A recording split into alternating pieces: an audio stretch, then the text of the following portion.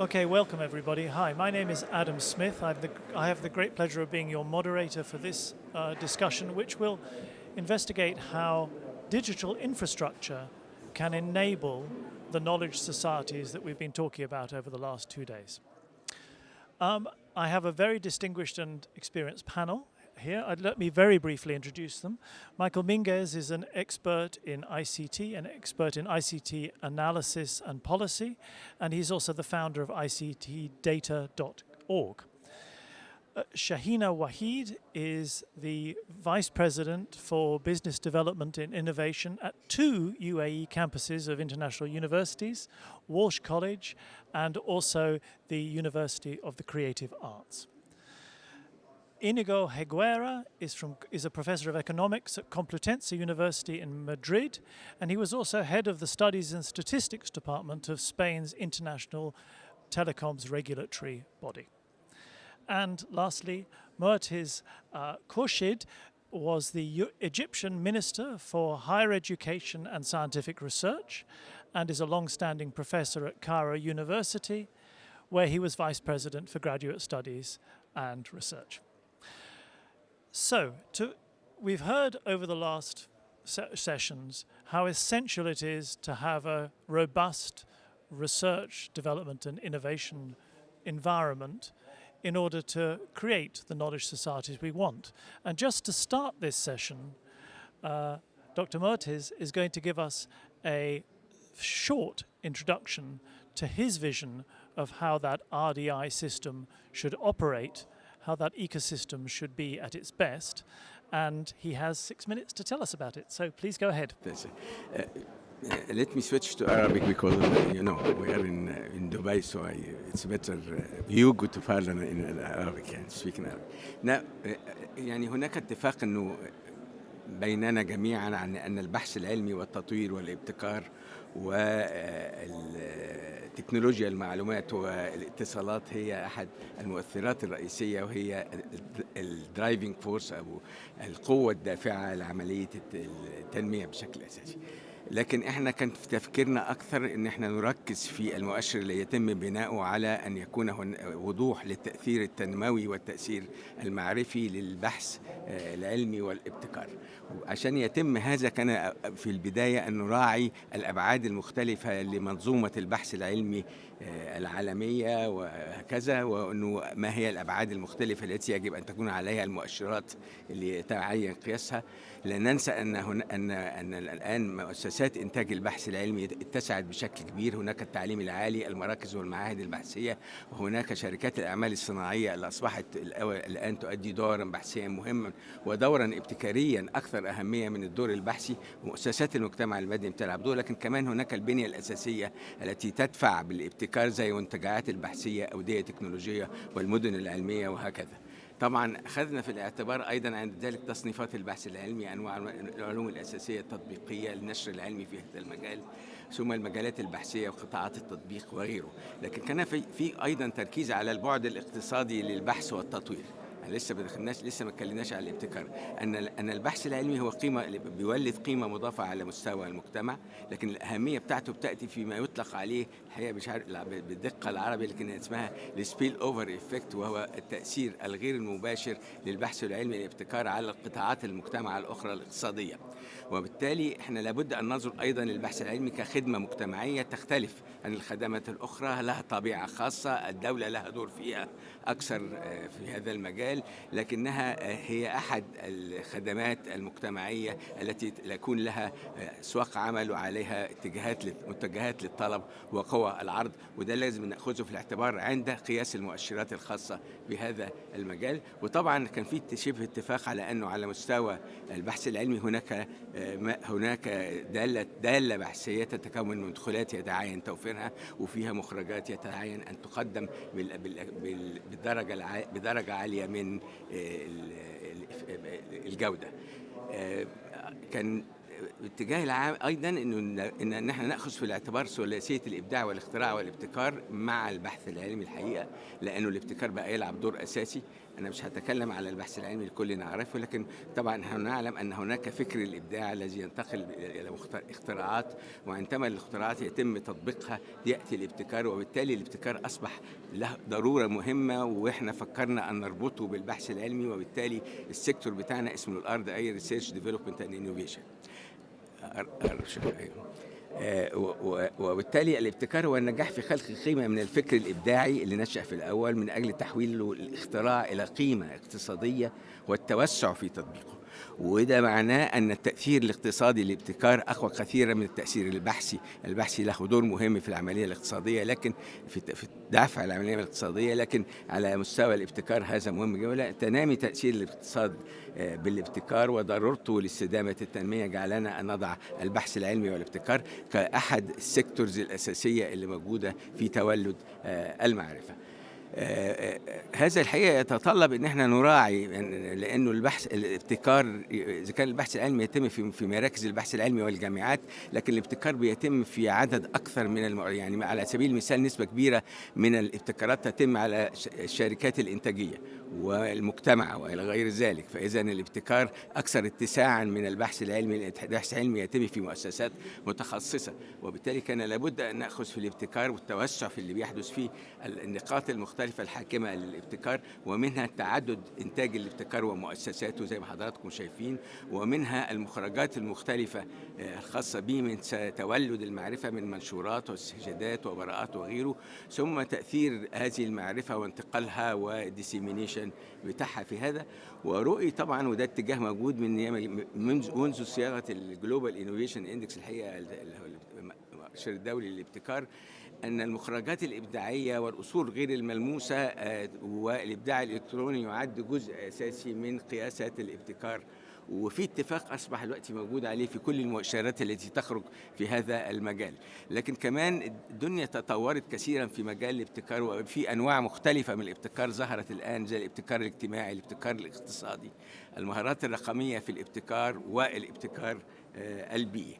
ومن ثم أنا skip this one لأنه time is going. So التصميم بتاعنا كان على هذا الأساس، هذا الفكر اللي حطيناه وكان ساعدني فيه الدكتور هيوجو بشكل كبير الحقيقة، إنه إحنا عندنا دالة خاصة بالبحث والتطوير والابتكار. البحث والتطوير مدخلات ومخرجات، هناك مدخلات ومخرجات للإبداع والابتكار، ثم هناك جزء مهم لابد أن نركز عليه وهو التأثير التنموي والمجتمعي، وده بيتماشى مع التوجه لمؤشر المعرفة من أجل التنمية. وزي ما حضراتكم شايفين أدي المكونات الأساسية لهذا المؤشر، وأنا أمامي 16 ثانية يعني مش عايز أستغلهم. فإحنا الحقيقة التأثير التنموي هو الأهم الآن في الحقيقة الجزئية دي، الباقي كله كلاسيكي وطبيعي. أن تقسيم التأثير التنموي إلى الروابط والتعاون المجتمعي والتأثير التنموي، ولهم المؤشرات المختلفة بتاعتهم في هذا المجال. شكرا جزيلا، وأرجو أن أكون التزمت بالتأشير. Thank you.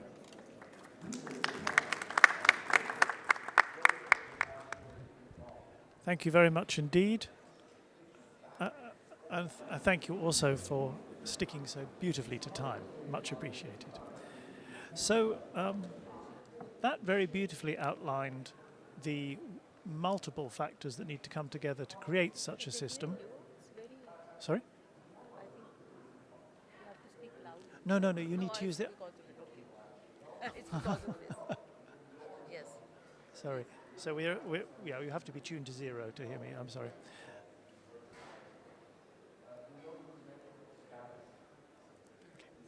So, Dr. Wahid, you have on-the-ground experience over many years of implementing such systems. So I wondered if you'd just like to give us your real-world experience of how what was just talked about works and how you can really have a societal impact from such an infrastructure. So thank you so much, Adam. First of all, I would like to pay thanks to UNDP and to MBRF for inviting me here and providing me this opportunity to speak with all of you and share my ideas. Well, actually, what the moderator just asked me and what Dr. Khurshid just shared with us, let me take you to the practical side of it. What happens generally is that our academic institutions, our scientific institutions, our private sector institutions, these are all these are all different actors of ecosystem. They are doing very well at their own. They are producing research, they are producing outputs, but and also they are creating knowledge. But the problem is that that knowledge is kept with them. There is no connectivity. They are working in silos. There could be excellent articles written and published in journals, and they are put in the libraries. So if nobody is taking those books or those journals and not reading those articles, then this research is never converted into innovation. So there are so many creative organizations working on design and creativity, but if this creativity is not taken to the public and to the other institution, this will never be converted into innovation. And now once it is converted to innovation, this has to be connected with development organizations. If it is not done, this will never be converted to development strategies. So this is actually the problem of ecosystem development. Normally in in developing countries, this is the problem that we are facing. Since I worked in academic institutions, scientific institutions, and then at the end also United Nations, I can connect all of it very well. So when we call developing ecosystem, we see that all these different actors, all these different organizations are working well, but then they are connecting their outcomes with each other. And geographically speaking, not only with their own country, but also with other countries. Because knowledge exchange maximizes it. And if you are not having, different countries and different, civilizations have their own perspectives, and they bring different genders also. They bring their perspectives into the existing knowledge. A scientist is not supposed to not only create knowledge and then convert it into innovation. A scientist is supposed to create scientific knowledge. But then it is the task of other actors to convert into development strategies. And this is what we are focusing on. And I have practical knowledge of it because I have been leading programs converting these theories worldwide to the development strategies, which is normally we call UN programs. Now, what UN programs do, we just take these theories from different academic institutions and professors and then and convert these theories into actions, into implementation plans. And in order to implement those implementation plans, we take all different institutions on board. In simple words, we bring them on one table. When all actors are on the table, they take their tiny part of it. And then they contribute to the development process. And that's how development starts. If that is not done, the innovation remains innovation, creativity remains creativity, scientific research remains scientific research, but there is no connectivity in it. Thank you. Thank you very much indeed. And so we're here to talk about how ICT and digital infrastructure can help in that process. Inigo, do you want to start us on that journey? Thank you so much, Mr. Chairman. Yes, well, just following on what Shahina just mentioned, this collaboration among academia, experts, private, public sides, we are in a very good example of it, which is the Global Knowledge Index, where they bring up a lot of bunch of knowledge and people just to get something very practical and extremely useful. By the way, I would like you to use it as well, right? Everyone, because it's really useful for everyone to do it. I would like to mention a couple of novelties of this Global Knowledge Index, which I believe in ICTs, Mr. Chairman, I believe they really have an impact, right? We are very used, and you know that telecom networks have been measured, right? And of course, they are included in the index, 5G coverage, 4G coverage, and the quality of it, speeds, latencies, stuff like this, right?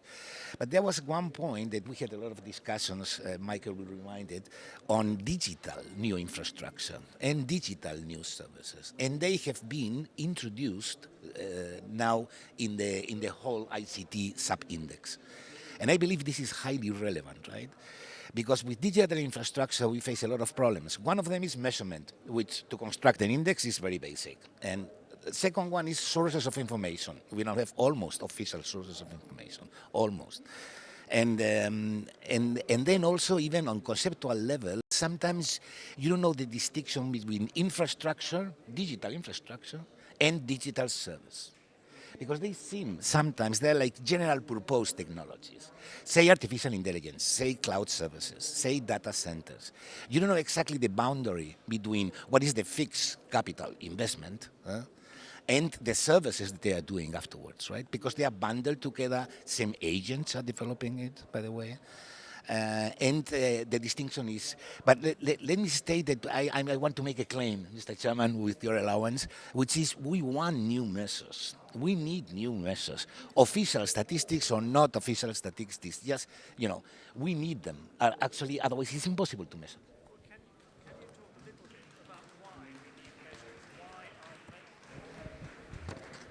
Why? Well, maybe we should keep all the microphones on all the time, because then it's better. Could you talk a little bit about why we need measures? The basic necessity for indices and measurement, because all of this assumes that they are necessary. Why?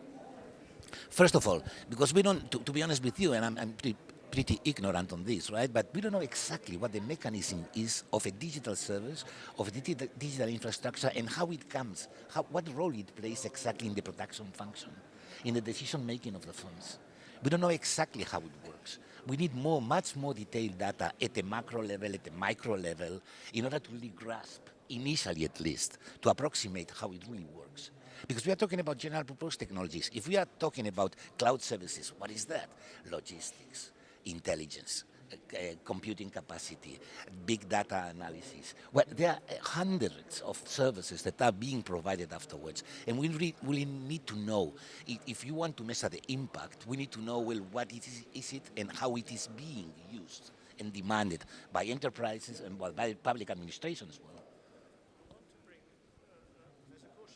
In a second, but just Michael, could you just comment also on this question of the necessity for indices? Thank you. But first, I'd like to thank the Mohammed bin Rashid Al Maktoum Knowledge Foundation and UNDP for organizing this great event. And I'd also just like to backtrack a bit. When Inigo and I started to work on the revision to the ICT index, the first thing that we wanted to have a framework, and that is, how do ICTs contribute to knowledge? And one is they transmit, store, and exchange information. And the second thing is that the ICT industries are among the most knowledge-intensive, R&D intensive, as well as innovative companies and sectors in the world. But getting back to the importance of an index, I think it's, and I've seen this in a number of countries, they want to see where they are. And are they where they should be given their GDP per capita and some other factors? And if they're not, well, look at your peers, look who's ahead of you. And the index is a starting point, but then you need to dig deeper. Well, why is this country doing so much better than we are? What were the factors that caused that? And then you can refine your policy making and your strategies to try to rise up in the index. Thank you. Yeah. Thank you, please. Thank you.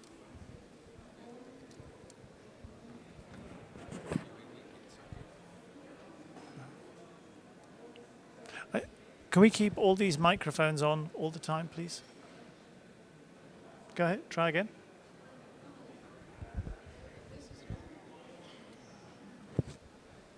It's on now. No. This is on. This one.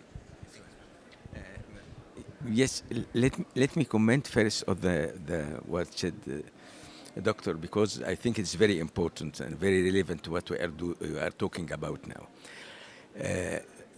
Generally, the percentage of patents and innovation products from the center research centers and universities are very limited in most of the world. And you can find that the business sector is dominating in generating this innovation products and these patents. But on the other hand, in the Arab countries, this thing is not clear, because you see that if you revise the Saimago indicators, you can find that in the Arab world there is research centers, some specialized universities that generate innovation, and the fact that business sector has to produce innovation is limited, given the fact that they are not well established to do scientific research, and this is a major problem.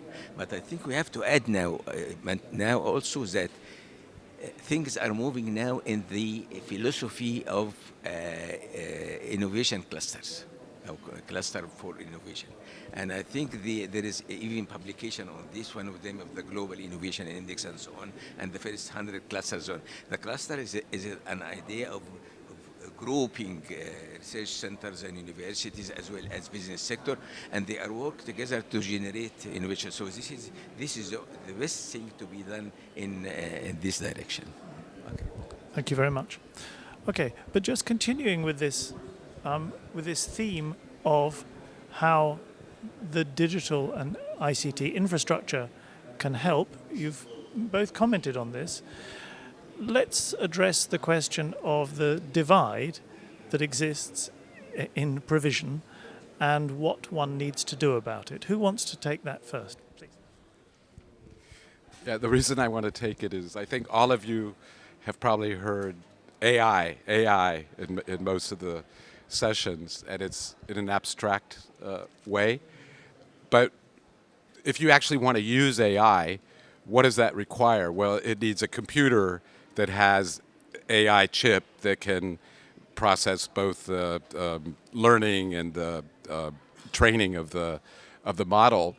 And perhaps the starkest digital divide is that there's less than 40 countries in the world that have a cloud computer located in that country. And of those, there's only 30 where those cloud centers have the AI chips. So that's already a huge digital divide. It doesn't mean countries that don't have that infrastructure can't use AI, but it just means it's going to be much slower. There may be some applications you can't develop. For example, you'd never be able to have self-driving cars because the latency would be too short and they'd all be crashing. But another thing is, these AI models are largely trained on the English language and what's out there on the internet. So in a lot of non-English speaking countries, there's not going to be many models in your language. And also, it's not only the language, but your practices, the scientific knowledge or knowledge that's passed down over generations. How's that going to get into the AI model?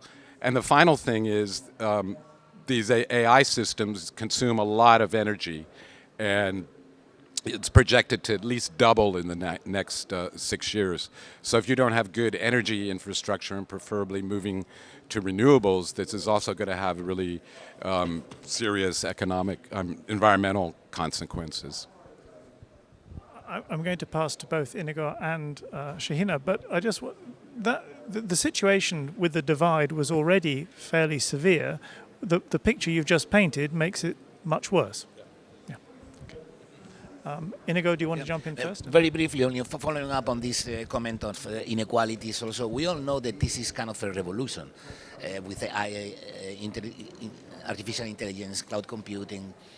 And it seems there will be some job destruction and some job creation here. And this, we know it. I mean, historically, from the Industrial Revolution onwards, we know how things, more or less, the revolution, how they happen, right? Here, it's very important to have social mechanisms that know how the transition can take place, in order not to leave anyone behind, to put it that way, to put it very simply, right? And the good news, in any case, and with this I would finish, is that we have 2 Nobel Prizes recently in economics that they have empirical evidence on how this seemingly, because there is not a large span of years, these automation processes, how it has been implemented, say, in France or in the US, where there are studies. And Daran Acemoglu and Philippe Aghion, recent Nobel Prize also, they find out that mostly they do create jobs overall. The combination, the distribution of jobs between skilled and unskilled may suffer, but mostly the news is not that bad at all. Okay? Shahina, do you want to? There is another perspective to it. There is definitely an equity challenge. It's working? No. So there is definitely an equity challenge. When we talk about innovation and digital infrastructure to communicate knowledge and innovation to those who traditionally were not having this access, we see that we have to bring all those institutions and communities on board through digital systems so that they also start learning and working on the same principles as the privileged communities are working. And I give you an example on the practical side. We have portals in UN, for example, because I come from that background. I have seen shifting UN organizations to one portal, right from their head office to, very small developing countries. Now we all were working right from New York to Pakistan to India to Bangladesh. We were working on the same portal, and there was this open data system. This open data was telling us what all other countries are doing in that specific thematic focus, what are the outcomes, how many actors are working on it, what are the specific activities.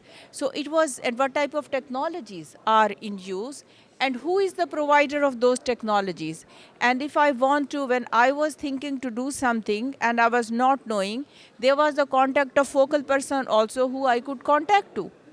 So that's why when I was leading program, I was many years back, I used to do that. So that was the real mainstreaming of the systems, not only of digital infrastructure, but also of thematic focuses that I wanted to develop through that simple portal.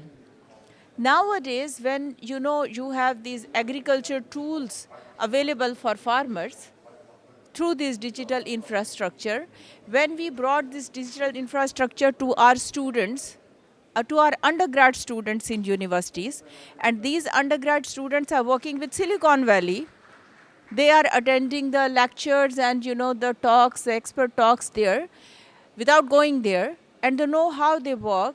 This is the real connection. This is the equity challenge that we are overcoming now. It is then the last one that I'm recently working on, connecting startup ecosystem with other countries. For example, I'm connecting UAE ecosystem, startup ecosystem with German ecosystem. Because Germany also wants to, because I have my studies from there and I work there. So they also want to take advantage of the UAE thriving ecosystem, startup ecosystem specifically. So we are connecting that. Now, since I'm heading this UAE campus of an American university, and we have an innovation center which I'm heading, I'm connecting this innovation center with the US campus innovation center. Now, two centers in the UAE campus as well as in US campus are working together. They are having exchange visits. They have similar digital infrastructure that you are using. So that's how we are overcoming these problems. I just want to pick up on something that Michael said, and it may be an esoteric and difficult point for the panel, but this linguistic challenge, the challenge of the kind of monoculture of communication.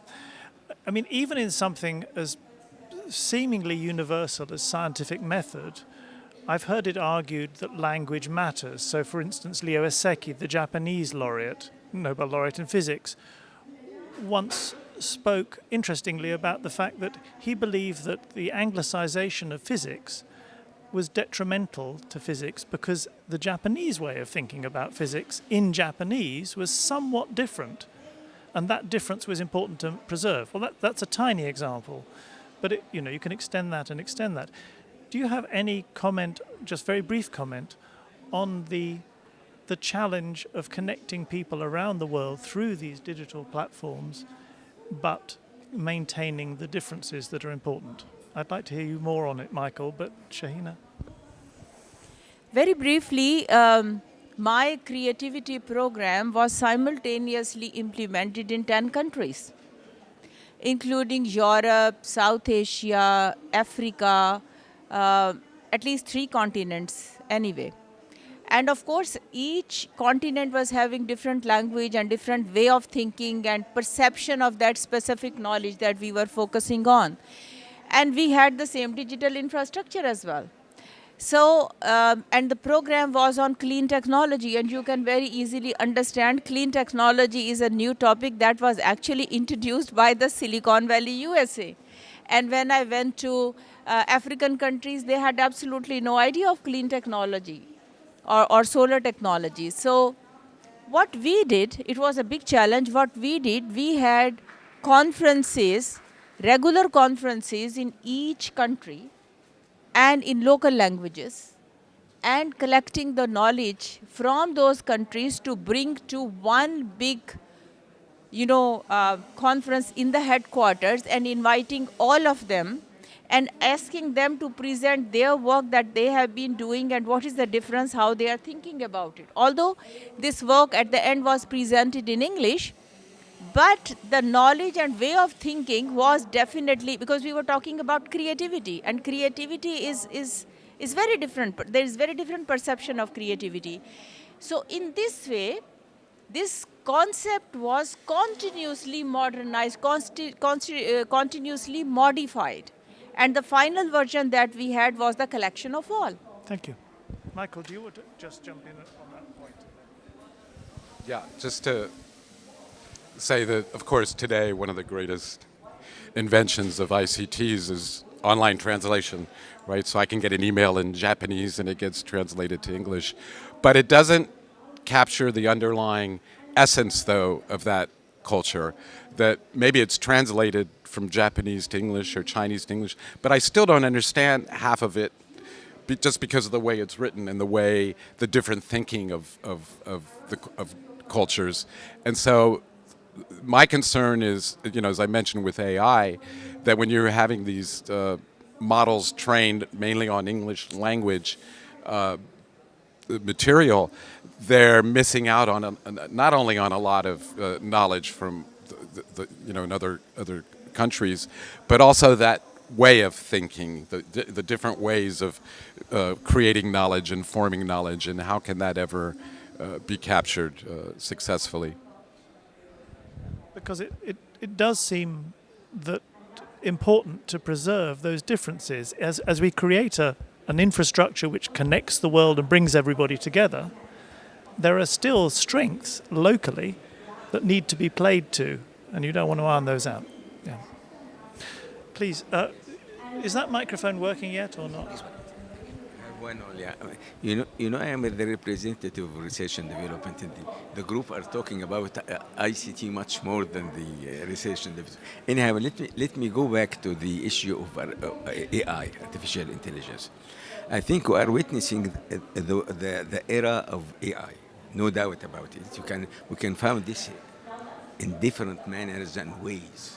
And now we are looking, a lot of indicators are developed now to help in this direction, like number of applications in artificial intelligence, readiness for artificial intelligence. So we cannot deny that artificial intelligence is the most important keyword in ICT and in the impact of technology. And I have a view in this respect, and I know that AI since a long time has been developed. But since the fourth industrial revolution, it began to flourish much more. And this came because beside artificial intelligence, we have a number of intelligent technologies, like big data, like cloud computing, and so on. And I think without this group of intelligent technologies, AI wouldn't flourish like that. But still, the key word is AI. We cannot deny this anyway. Shukran. Inigo, do you want to come in? No, I only would like to mention one thing, which a bit marketing, if you allow, Mr. Chairman, which is on the Global Knowledge Index, that we introduce the data centers as a basic infrastructure and a measure on how this basic infrastructure is spread out across the countries, of course. Although I have to say, data centers as well as exports and other type of digital services and infrastructure, they are very much concentrated in the rich part of the world. This is clearly seen as well. Huh? And also, as digital services in the index, there is the visits to Wikimedia, which is kind of a knowledge transfer service, as well as LinkedIn users and other, on top, of course, of the traditional telecom indicators, which are very, very basic. And on this, the last note, which is thing that, as Michael said in the beginning, in order to access all these digital services, also we need good networks. And still across the world, there is heterogeneity in the probability and the disponibility of networks that you can access. Say it in 5G, say it in fixed networks with fiber, cable, or other technologies. And by the way, another thing that should be measured is this low orbit satellite service that is spreading quickly in some parts of the world. It will be a worldwide phenomenon, and this can be a nice way to give access on a very, very wide basis, and we need to measure it. There's a great deal to keep up with. Things are changing fast. I mean, on something like LinkedIn, how did you choose LinkedIn as opposed to, for instance, I don't know, the platforms that are used in China for communications? That's a really good question. I mean, we chose LinkedIn because it is global and it's networking for jobs and occupations. So we thought that was kind of a non-trivial use of the internet. But LinkedIn is not available in China. Wikipedia is no longer available in mainland China. But I think that speaks to another thing, and that is the openness of the internet. And there's quite a few academic studies out there that show that when you don't have an open internet, that where you allow, all kinds of at least scientific and what could be so dangerous about Wikipedia or LinkedIn, then your capability for innovation is going to be inhibited because your population's not getting exposed to as many ideas and globally. So that is a challenge, but that's also why China is a bit lower on the ICT sub-index, precisely because there is no LinkedIn or there is no Wikipedia. I mean, there's substitutes, but they're not global in the sense that LinkedIn and Wikipedia are. On the question of openness, may I ask, how do you feel the trend is going? Do you think that things are closing down a little bit, or is there the hoped for move towards a greater global openness in communication technology? If I can start with only one small example, say this low orbit satellite network, right? They by definition, they are moving around all the time. Hence the coverage is like, you don't talk about domestic coverage. What's that? Let's talk about worldwide coverage right now, right? And more will come like this, right? So these are good moves in order to expand the accessibility to broadband for everyone, really. This from the telecom point of view. So that's from the telecom point of view. From the policy point of view?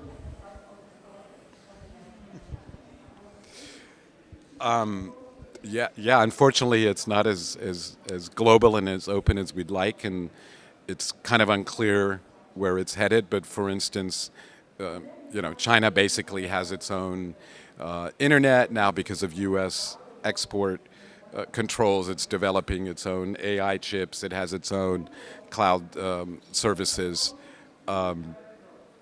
So, that's going to have an impact, I think, going forward. But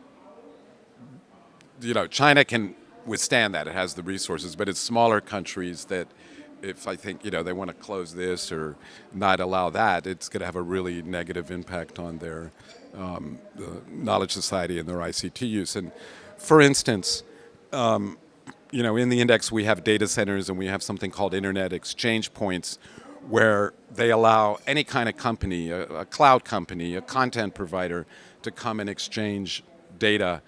And by allowing that, it lowers the cost to consumers and it enhances the latency.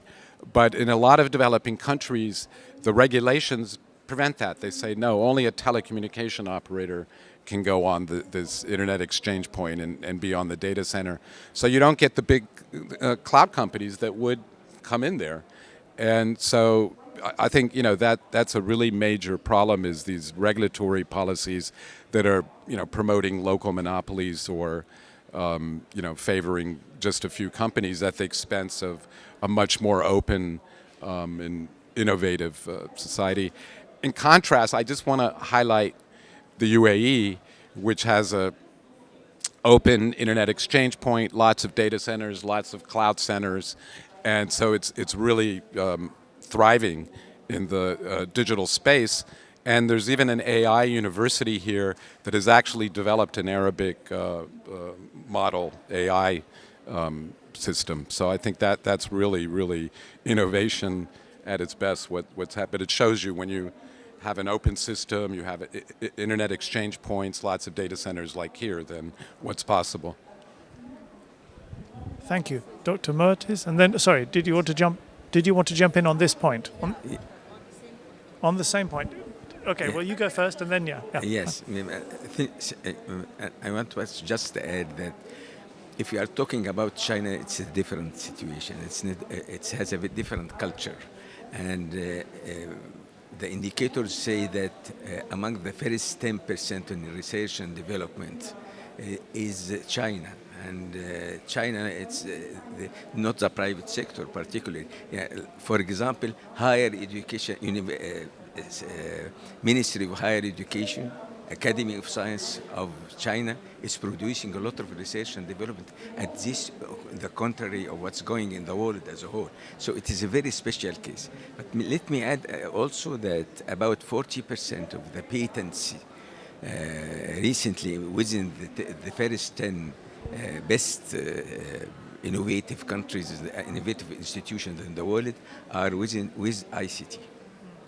This says that ICT is dominating in a way. Thank you very much. Shahina. Actually, when we move forward from digital infrastructure to research and innovation, I see the policies are not very encouraging. The openness, and generally, in many countries where I worked, I have seen, normally we say the triangle of this ecosystem is industry, academia, and government. Now, this triangle is very difficult to maintain because government of all different countries, they have their own policies and it is not very easy for them to interact with industry. I'm not talking about UAE, it's a very different country. So it is, especially in developing countries, that this is a very big handicap, where government is not ready to interact with industry and industry is not ready or prepared to interact with academia. I have been organizing those conferences where I was bringing all of them together on one table and they were not talking to each other. Because academia, the language, all PhDs, and they used to say, this industry used to say, you bring so many PhDs here on the table to talk to us and we hardly understand what they say. And then the academia used to ask me that these industry people, they have only practical knowledge and what they say is not very relevant to us. And the government used to say that we have absolute authority and, we do not actually, we make policies, we do not need to interact with all of them. Most of the time, they were not having time to come to those conferences. So Shahina, what's your trick for breaking down those barriers? You organized the conference. Exactly. What did you do? So it was, for a long time, it was such a big challenge for me, and I was the ecosystem developer all the time. So what I used to do, I used to identify very progressive focal persons from academia, professors who were very industry oriented or who had their background from industry but they were in teaching now. From academia, from industry, those people who were, very highly educated and they had good theoretical background, and similarly for government, which was, I think, the most difficult one, but still I was finding some focal persons who were ready to interact. So I used to have some like pre-meetings or pre-conference or workshop or whatever with these people in order to take them on board, and we used to invite them for different programs in order to train them to act as our focal person. And then I used to take these focal persons to bigger conferences so that they represent industry and government and academia. It was the biggest challenge for all the time. And then one important actor in this case was normally the incubation center and innovation center. No, you can't hear this? Why? It's not working for some of them. Is okay? It's working. So the most functional institution or smaller counterpart for this was the incubation center and innovation centers working inside the universities. And it was I was connecting this innovation center with government and also with industry. So in developing countries, this is the most difficult task, and most of the programs that are implemented, they are either implemented with industry or with academia or with government separately, which is not an ecosystem and which is not long lasting and sustainable. So this remains a problem still. Thank you very much indeed.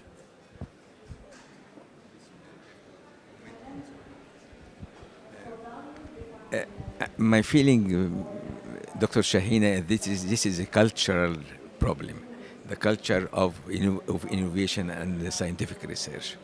In university we believe in research. In many private companies, you don't feel that research will help us.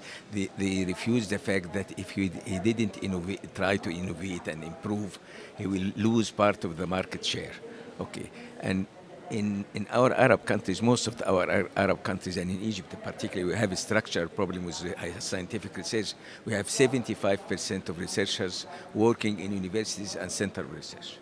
And then we have a small number working in the non-government institution, and then in the companies it's very limited number. So this creates a problem between the linkage between universities and and we need to. But I feel that much better than having incubation and these things is cluster for innovation, innovative clusters. Now we have, for example, in Egypt, now we have 7 clusters for each region. It's related to regions. And each region, there is a group of universities and research centers and innovation centers grouped with industrial units, with agriculture production and so on. And this helps a lot that they communicate together towards achieving innovation. And this, I think, one of the best policies to be used if we have a problem between academia and industry. Thank you. And I hope this is a government initiative. Yes. This is an initiative of higher education. In the strategy of higher education and scientific research, they divided Egypt into 7 regions. Each region has a cluster for innovation, and this cluster of innovation includes most of the universities in this region, as well as research center, as well as industrial sector, and I hope that we will communicate well together in order to produce innovative ideas. Clusters of innovation and champions of innovation working together, yes? Yeah, just to follow up on that, I think what was said that, in my experience, a lot of countries are talking about innovation and digital startups, and they create like an incubator or an accelerator, but in isolation, and it's not linked to academia, it's not linked to the private sector. So that's critical, I think, to boost innovation. And this cluster idea sounds really what you want.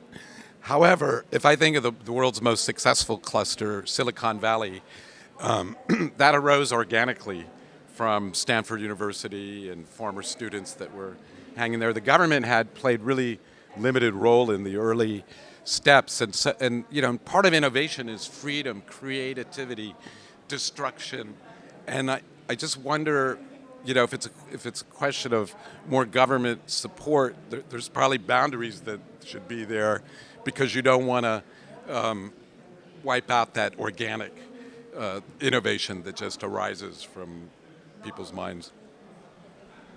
Well, no, and as you've already mentioned, there needs to be an environment that is open and a regulatory environment that is permissive.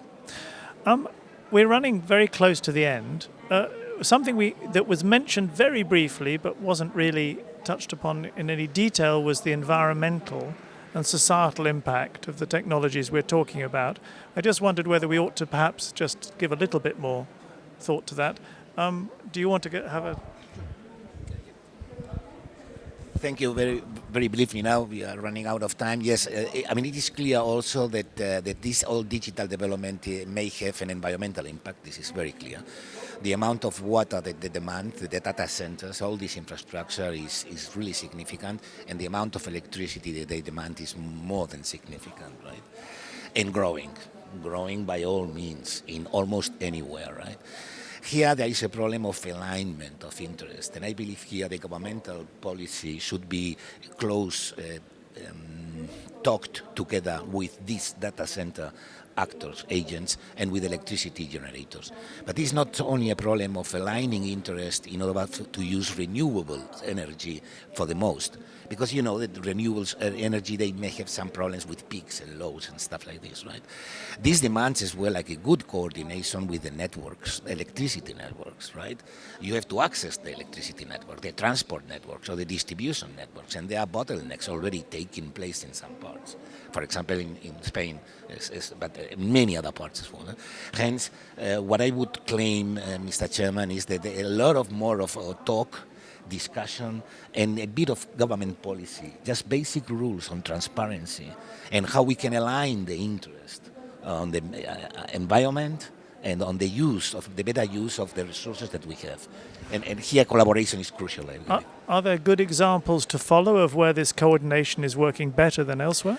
As far as I know, for example, in Europe, there is one directive that already sets some kind of transparency rules in order to publish. If you want to set up a big data center consuming more than 50 megawatts, then you are forced to publish some, for transparency reasons, some data on how much water you will consume and what the up and downs will be and stuff like this. But this needs to be done slowly without putting too many restrictions, but aligning interest.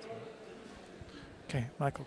I'll be quick, but I just want to add that the largest companies, cloud companies, the Amazons, the Microsofts, they're doing a lot for renewable energy. They're doing these giant power purchase agreements where they'll go to a wind generator or a solar farm and they'll purchase half the output that then gives the developer the funding to expand and develop the project. They're also looking a lot at, they want to get 24/7 electricity, so they're doing a lot with battery storage. So, when the wind's not blowing and the sun is not shining, what do? But if you can capture those energies when they are working and save it in a battery, then you can release it, at night or other times. So the tech industry, these big players, and they're also working with nuclear plant developers. They're also thinking about putting data centers in space, because then they can get 24